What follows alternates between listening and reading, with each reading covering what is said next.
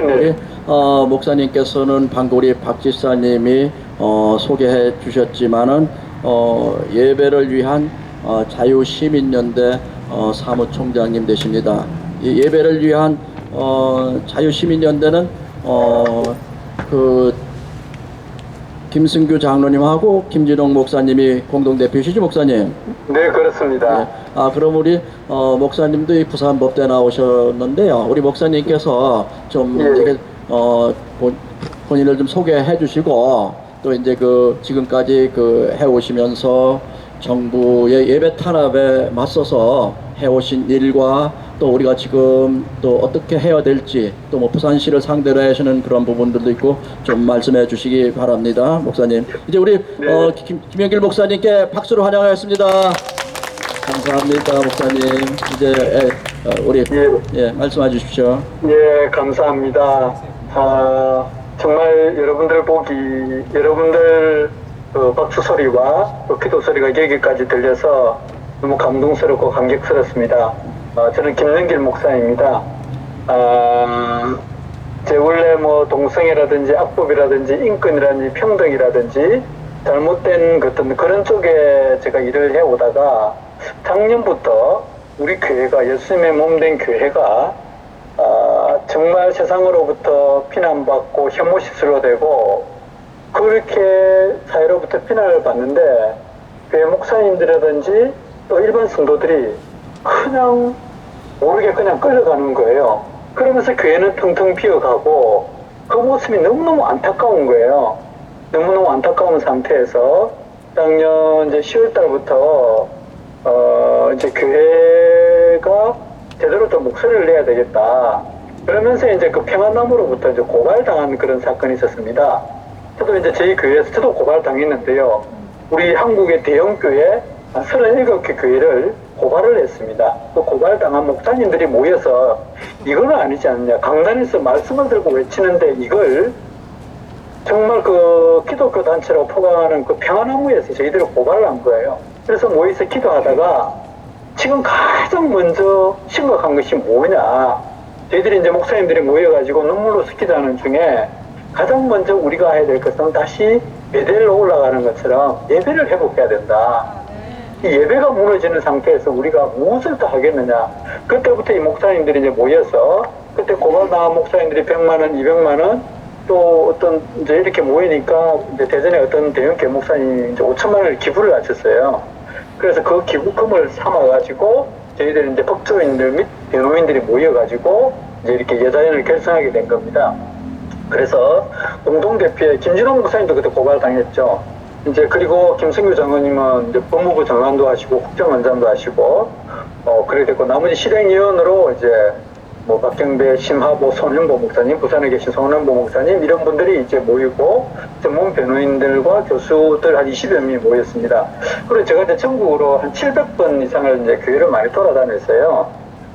지난번에 부산 기독교연합회도 그렇고 제가 한 7년 동안 그 김승규 장로님하고 같이 일하면서 목사님도 좀 많이 하니까 자네가 좀 사무총장을 좀 맡아주게 그러면서 이제 제가 사무총장을 맡아가지고 이제 본격적으로 활동을 하면서 그러면 예배를 위해서 우리가 좀 모이자 그러니까 순식간에 한 2주 만에 700여 개 교회가 모였습니다.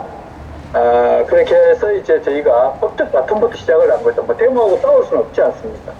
그러면서 저희들이 이제 가장 심각한 것이 이제 한국 교회 예배 문제다. 이 예배를 회복하지 않으면 우리가 하나님 앞에 갈 수가 없다. 그래서 이제 이 목적을 두고 법적 다툼부터 시작을 해서 저희들이 헌법소원 3번, 이제 안창호 전 헌법재판관님도 이제 함께 하셨죠. 헌법소원 3번, 행정소송 5번, 민사소송, 공직검사 등 지금까지 약 한 15번 이상을 이제 법적 다툼을 계속 진행해 왔습니다.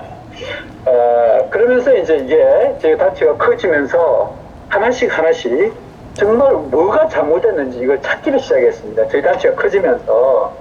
그러면서 이제 저희가 지난 3월 5일 날, 이 코로나에 관련돼가지고 교회 발이라고 나오게 된 원인을 추적에 들어가기 시작했습니다. 그 발언을 누가 제일 먼저 했는가 하면 작년 7월 8일 날 정세균 총리가 그런 발언을 했습니다. 모두 발언을 하면서 교회의 소규모 모임과 행사에서 절반의 사례가 나왔다. 이렇게 하면서 그 핵심 방역 수칙을 정하고 바로 이틀 뒤에 이를 위반할 시에는 300만 원의 벌금을 부과하겠다는 그런 지시를 알게 되었습니다. 그리고 이제 이 지시를 하고 또 대통령도 이제 또 청와대 수보회의에서도 이런 이야기를 또 하게 되고 그러면서 하나씩 하는 이제 추적해 나갔는데 이걸 한번 이제 추적을 해봤습니다. 저희 3월 5일 정세균 총리가 과연 7월 8일 날 총리께서 한 그 말이 진짜 어떤 근거에 의해서 그렇게 되느냐. 저희들이 공식적인 질의를 했어요. 제가 직접 총리실에 찾아갔습니다. 총리실에서 받아주지 않겠다는 걸 가지고, 물론 그 전에 저희들이 공개 질의도 하고, 그 다음에 한교총에 있는 목사님들이 그 서양서 목사님들 그 교회 목사님들 찾아가서 대통령한테도 그 어떤 근거에 의해서 했느냐인데 아무 대답을 안 해줬어요.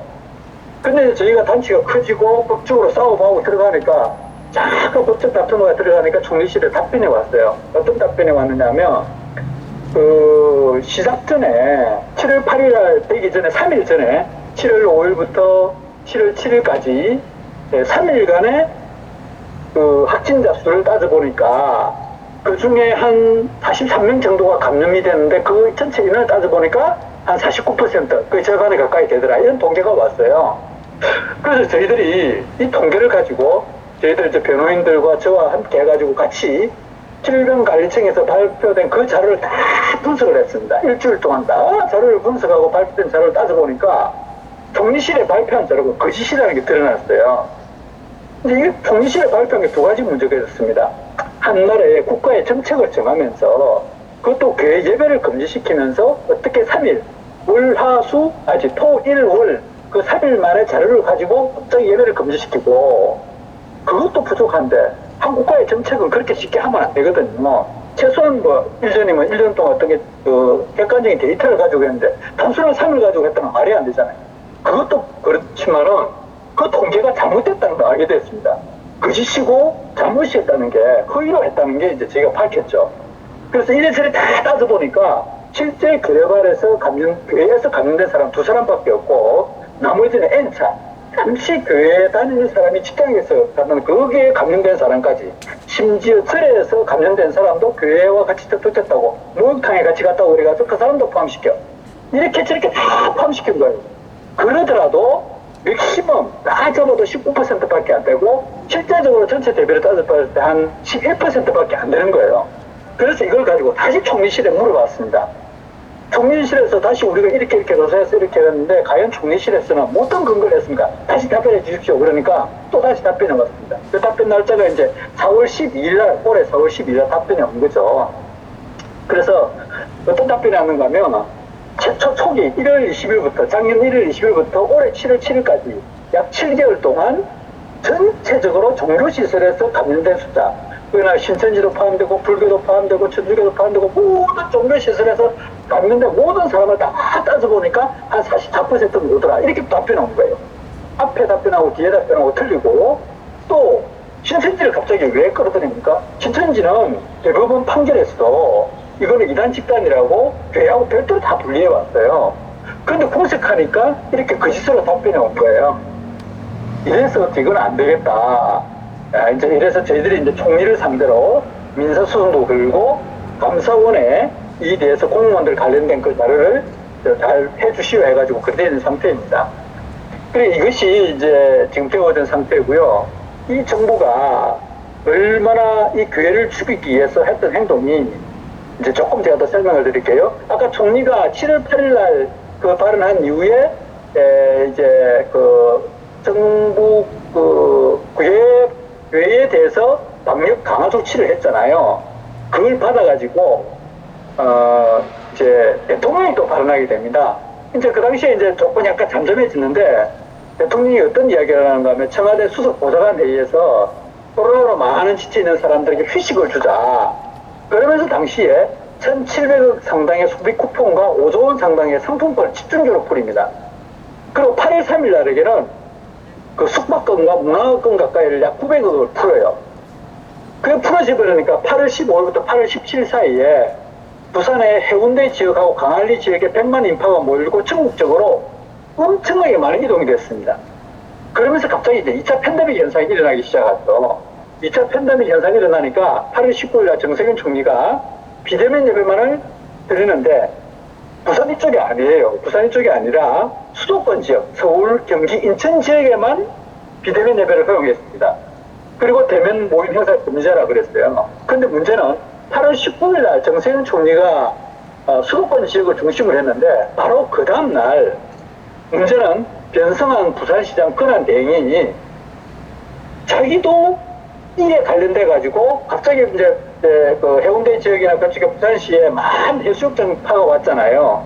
또 그러면서 이제 강화문에서 당시에 8.15 그 강화문 집회를 하면서 이걸 전애들이 이제 반정부 투쟁이라고 그래가지고 정강원 목사 죽이려고 엄청나게 그랬거든요. 이 핑계를 삼아가지고 이 변상원 부산시장 권한대행이 부산이 수도권보다 더 강하게 교회를 고위험 시설에 포함한다. 원래 정부는 고위험 시설이 아니라고 했거든요. 근데 이 변성환 씨가 고위험 시설에 준하고 또 교회만을 꼭 집어가지고 비대면 정부 예배만을 허용한다. 다른 종교시설은 괜찮고 교회만을 이렇게 한다. 이렇게 이제 발표를 하게 됩니다. 그러면서 그 이유는 뭘 주느냐? 아니, 그 당시에 이제 기자들이나 사람들이, 야, 종교에 대해서는 예배를 금지하는 건 안 되지 않느냐. 그러니까 이 변상환 시장이 뭐라고 했는가 하면, 당시에 강화문에 그 모였던 그 사람들 때문에 감염자가 확산될 우려가 있고, 해수욕장을 통해서 많은 사람들이 들어왔기 때문에 감염의 우려가 있다. 그리고 또 앞으로 잠정적으로 일어날 수 있다. 이 이유를 들어서 교회 예배를 전부 다 금지시키게 내버린 겁니다. 그래서 이제 부산시장의 문제점이 뭔가 하면, 이 변성환 씨가 잘못된 게 뭔가 하면, 맨 첫 번째가 실체도 없는 교회발이라는 용어를 직접적으로 사용을 했고요. 두 번째로는 교회를 고위험 수수로 분류했고요. 그러니까 오버한 겁니다. 이거는 뭔가 하면 자기의 직권을 남용한 거예요. 이 필요하면 행사도치 고발된 건을 할 수도 있어요. 그 다음에 부산시에도 한 겁니다. 원래 수도권만 하라 그랬는데 부산시에도 대면 예배를 금지시켰다는 사실이고, 타 종교 시설에 대해 가지고 교회만을 꼭 집어가지고 비대면 예배를 허용했다는 거고, 그 다음에 예배와 전혀 상관없는 강화문 집회와 해수욕장 인파를 가지고 교회 예배를 금지했다는 사실이고, 그리고 어떤 조치를 특히 그 예배의 자유만큼은 종교의 자유와 해당되는 헌법의 자유이기 때문에 함부로 하면 안 돼요. 그런데 이를 알 것이라 생각해가지고 자기의 그 책임을 회피하기 위해서 교회만을 뒤집어 씌웠다는 사실입니다. 이런 게 이제 이번에 변성환 시장에 드러나게 된 거죠. 이제 그러면서 이제 이런 사태가 일어나고 나고 대통령도 막 사과하라고 그래가지고 이제 우리나라 정부 잘못된 이제 교계 지도자들이 이제 막 사과도 하고 교회가 먼저 스스로 문을 닫아버렸어요. 이게 더 심각한 겁니다. 정부가 정세균 시장이 잘못한 것도 있고 부산시장이 잘못한 것도 있는데, 문제는 더 심각한 것은 저는 뭔가 하면 이를 그대로 믿고 교회 문을 너무 쉽게 닫아버리고 또 대통령이 사과한다고 그래서 직접 교회 목사님들이 사과해버렸다는 겁니다. 그러면서 언론이 진짜 교회발이에서 그렇구나라고 언론에서 막 교회발 하게 된 거예요. 차라리 사과를 안 했다 그러면 그래도 그리까지 심하지 않았을 텐데, 사과함으로 해서 당시의 여론이 얼마나까지 있었는가 하면 교회 더 추게 된다, 교회를 없애버려야 된다, 교회 예배를 폐지시켜야 된다, 이렇게 할 정도로 한 4배 이상 폭등한 거예요. 이게 기름에 불난 곳에 기름을 부은 꼴이 되어버린 상태가 되어버렸던 겁니다. 이런 엄청난 일이 이제 이렇게 벌어진 상태입니다.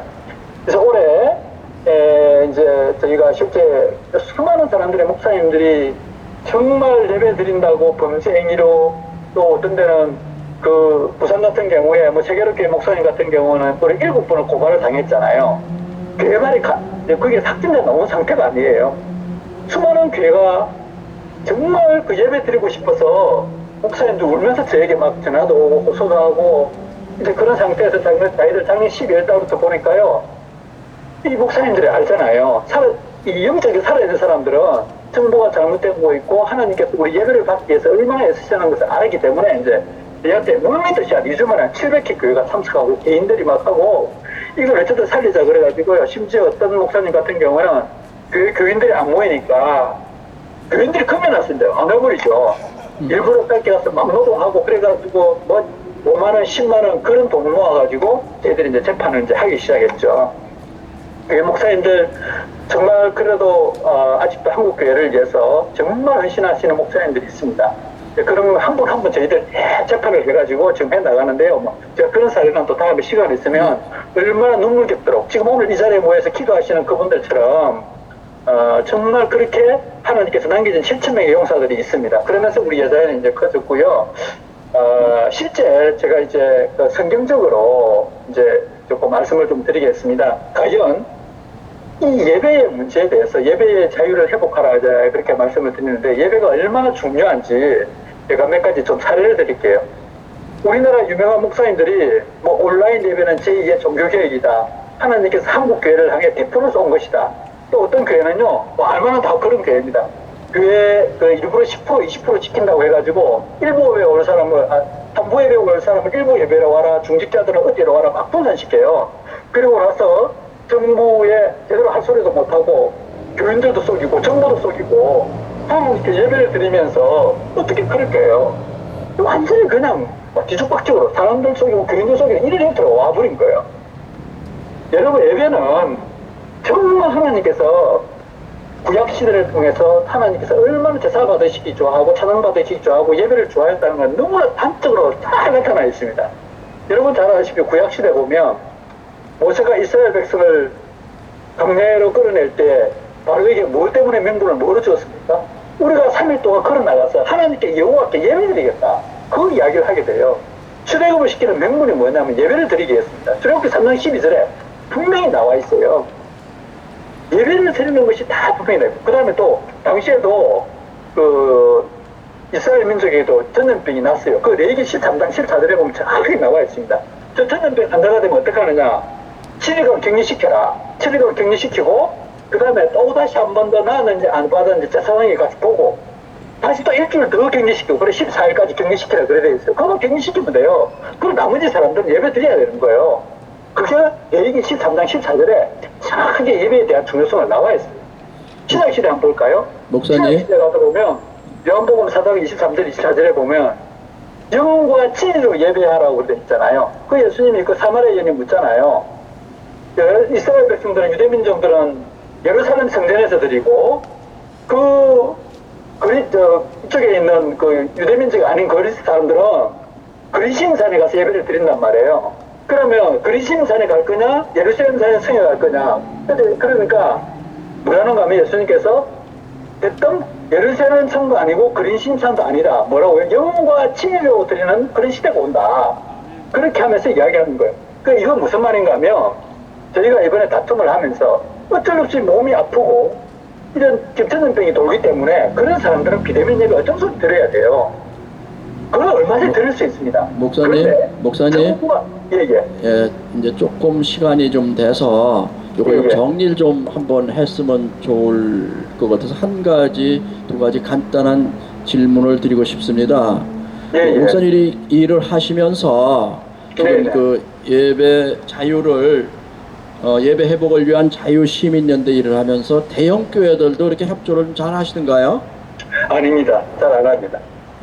왜 지금 이제 저희들 교회 같은 것도 이제 문을 닫으면서 이게 사회적 배려, 안 믿는 사람들 전도를 위해서 우리는 문을 닫는다는 그러한 논리를 사용했어요.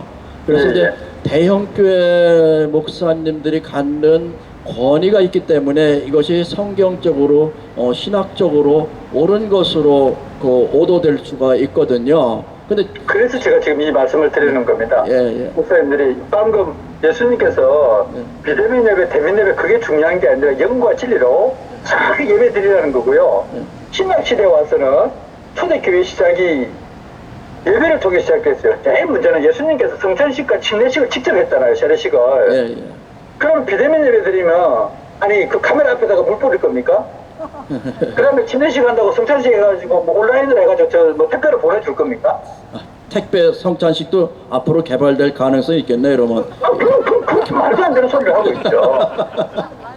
그러니까 뭔가 하면 그 웨스트민스터 목사님들이나 반드시 안수받을 때 이제 성경은 90년대로 끝났기 때문에 우리가 웨스트민스터 신앙 고백을 해가지고 사용하잖아요.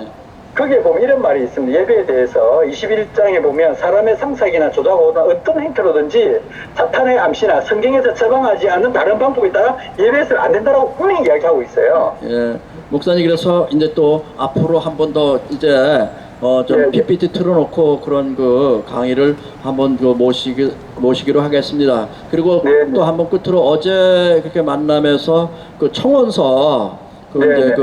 그 감사 청구하고 또 부산 변성환 시장 우리 교회에 막대한 피해를 입힌 것에 대해서 잘못된 그 사실 진실 허위에 대해서 공무원의 직권남용으로 인해서 예배 탄압한 부분에 대해서 어떤 법률적인 결정을 해야 되기 위해서 어떤 청원서를 어떻게 그 받는 걸로 어제 봤는데요. 우리가 지금 네. 부산시 변성안이나 그 시장 대행을 상대로 해서 또 우리 네. 그 이 운동을 계속 해 나가실 건지 또 우리가 그 청원서를 써야 될 것인지를 좀 말씀해 주시죠. 예, 이 문제는 반드시 정세균 총리가 교회 발의하는 것도 했고 부산시장의 그 문제만큼은 예. 저희들이 그 짚고 넘어갈 겁니다. 그 많으면 교회가 그대로 계속 누명 써야 되고 지금 현재 목사님들이 지금 겁먹고 제대로 나서시고 있는데 그 문제도 반드시 해결해야 되기 때문에 나서려 하고 있습니다. 어제 저희가 그 받았던 것은 감사원의 감사 청구 예. 이제 두 가지 방향으로 저희들 하고 있는데요. 지금 현재 이제 부산시장 그 당선 이제 지금 부산시장이죠. 부산시장은 박정준 시장은 저에게 상당히 모호적으로 할 수 있어요. 그런데 박정준 시장이 잘못하다 보면 이제 우리가 박정준 시장 보고 이걸 조사를 해라 그러면 당연한 프레임을 씌울 수가 있습니다. 예. 종교 편향적이라고. 예. 그래서 제가 지금 추진하고 있는 것은 주민감사 청구권을 하려고 하고 있습니다. 아 예. 이제 감사원에는 공직감사 청구권을 하고 있고요. 예. 이제 행정자치부에도 할 수 있고 부산시에도 할 수 있는데 우리 주민이 할 수 있는 것 행정자치부는 똑같은 편이기 때문에 또 안 돼요. 그래서 주민감사 청구권이라 그래가지고 대표자와 이임자를 선정을 해서 예. 저희들이 서명을 받아가지고 예. 다시 이걸 정확하게 박정준 시장 보고 권한을 주는 겁니다. 예, 그런 과정을 통해서 이제 많은 교인들이 그런 네, 이제 네. 청원 사유를 앞에 적고 우리가 참여하는 것, 어떤 그 주민들이 네, 네. 직접 지자체에 어떤 그 책임을 묻는 그러한 거를 앞으로 진행하시게 되면 네, 네. 그게 그 권한에 딱 그 법적 양식이 있습니다. 예, 예. 저희가 지금 예. 어제 제가 강의 마치고 김성회장 변호사님이랑 몇 번에 제가 그 건의를 했습니다. 이렇게 해서는 안 되겠다. 정확하게 예. 주민감사 청구권을 해서 조치를 하겠다 해가지고 예. 지금 우리 저 안진솔 변호사가 거의 다 지금 마무리가 다 됐습니다. 아, 그래서 예. 제가 조만간에는 다음 주 아니면 다음 주에 실제 이제 대표자가 이임자가 선정이 딱 되면 예. 제가 부산시에 가서 이제 그걸 청원을 시킬 겁니다. 청원을 시키면 그거를 일단은 목사님 저희들 우리 홀리파워 멤버들도 같이 참여해서 서명할 수 있게 하고 우리 홀리파워 그거는요. 이걸 먼저 제가 접수를 시켜야 예. 이제 권한을 받습니다. 예, 예. 권한을 받아가지고 예. 그 권한을 받은 사람이 서명을 받을 수가 있어요. 예, 예. 어제 받는 그것은 저희들 감사원에 청구하고 부산시 감찰시로 보내는 거고 실제 이제 우리가 가진 그 부산 시민으로서의 권한 뭐 주민 소환권도 있고 주민 청구권도 그런 게 있거든요. 예, 그래서 그거는 이제 좀 정리해서 목사님이 나중에 다음에 한번 저희들하고 교제를 하면서 그 문제는 같이 진행하기로 하고요. 오늘 이제 시간이 좀 많이 지내서 그 네네. 마무리 말씀 우리 홀리파워 멤버들에게 한마디 해주시고 오늘 이걸로 이렇게 정리하는 게 좋겠습니다. 예, 제가 우리 아침에 집사님 말씀을 듣고 참 감동되고 눈물 나더라고요. 그런데 이제 딱 보면 여러분들이 어떤 생각이 나는가 하면 스데반 집사님이 최초의 순교자였잖아요. 여러분들이 지금 그 교회에서 수영로 교회에서 여러분들이 집사님들이 평신도가 바로 순교자다 그런 생각이 들어요. 정말 절실하게 그런 생각이 와닿았습니다. 제가 그 참 좋아하는 그 국교가 있는데요. 하나님께서는 다수를 들어서 한 번도 그 일을 이끌어가지 않았습니다. 소수의 한 사람, 적은 소수의 무리 하나님께 사용하시는 그분을 통해서 하나님의 역사는 이루어왔거든요. 제가 주기철 목사님 잠깐 말씀을 좀 드릴게요. 주기철 목사님이 1930년대 신사참배 거부를 할 때 많은 대도세 목사님들은 다 따라갔습니다. 그런데 목사님 한 분이 신사참배 거부를 함을 해가지고 당시에 그 대동아 전쟁을 치르기 위해서 병력들이 필요했는데 징집제가 우리나라 젊은이들이 전쟁에 투입할 수 있는 게 무려 13년이나 늦어졌어요. 나중에 주기철 목사님이 1944년 4월 21일 날 순교하시고 난 이후에야 그 다음에 이제 징집제를 시작하게 된 겁니다. 근데 이제 벌써 이제 그때는 일본이 바로 이제 그 1년 뒤에 바로 망해버렸죠. 그래서 우리나라 젊은이들이 실제적으로 태평양 전쟁에 투입하지 못했어요. 이게 얼마나 큰 영향이 있었는가 하면 우리나라가 나중에 그 유엔군 참여도 지원받고 대한민국 건국할 때 우리나라 전범 국가가 안 되는 결정적인 역할을 하게 된 겁니다. 아멘. 그 목사님 한 분의 역할이 아멘. 그런 어떤 한 분의 그 역할이 지금 만약에 주기철 목사님이 없었더라 그러면요 우리 한국 전쟁 났을 때 지금 내일이 오늘 저녁이죠. 오늘 저녁이 정말 특별한 날인데요. 내일 새벽에 4시에 지금 북한이 쳐들어오잖아요. 오늘 저녁에 여러분들의 모임 기도가 바로 이런 어떤 모임의 기도가 되고 그것이 하나님 보시기에 정말 내 사랑하는 백성들이 그래도 날 기억하면서 기도하고 있구나. 저는 그렇게 보여져요. 네. 주기철 목사님이 그 기도와 그 순교 정신이 결국 우리 자유 대한민국을 살렸잖아요. 아멘. 지금 내일이 6.25 전쟁 71주년인데 하나님께서 주기철 목사님의 그 순교의 정신을 보고 정말 우리나라 6.25 전쟁은 승리할 수 없는 그런 하나님의 직접 개입한 전쟁이에요. 전쟁은 하나님께 손에 있는데 주기철 목사님의 순교 때문에 하나님이 개입한 직접적인 증거가 제가 지난주에 우리 교회에서 설교를 했는데 5가지 결정적인 증거가 있어요. 인천상륙점에도 그렇잖아요. 5천분의 1 그 확률에서 어떻게 그게 승리를 해요? 이 주기철 목사님 같은 그런 순교 정신이 지금 오늘 이 자리에 모인 우리 사랑하는 집사님들, 우리 수영록교회에 있는 여기에 모인 분들이라고 생각이 듭니다. 아멘. 너무너무 감사하고요. 네, 감사합니다. 제가 네. 주기철 목사님 마지막 그 순교하시기 전에 바로 하루 전에 이런 기도를 하고 이제 순교를 하셨습니다. 그 기도 제가 그 글을 읽으면서 오늘 제 말씀을 마치겠습니다. 대동강아 울으라. 울밀대야 울으라. 통곡을 한다. 나도 울고 너도 울자. 나는 이제 천국 가서 한국 민족과 한국 교회를 위하여 기도하겠습니다.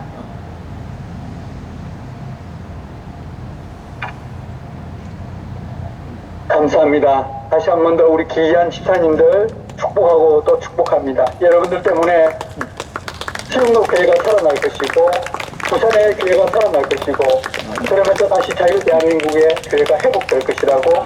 아멘. 감사합니다, 목사님. 우리 모두 다 박수로 이렇게 목사님께 감사의 표시를 합시다. 감사합니다.